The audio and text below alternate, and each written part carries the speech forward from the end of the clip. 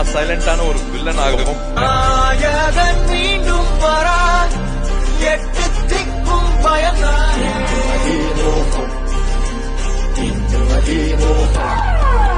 கார்த்தி இப்படியே பட்டையெல்லாம் போட்டுட்டு நல்ல பையனாவே இருக்கணும் அப்படி நடிச்சான்னா ஒரு படம் நடிச்சு தான் பார்க்கணும் ஆசை, ஒரு இமேஜை மாத்தணும் ஆசை.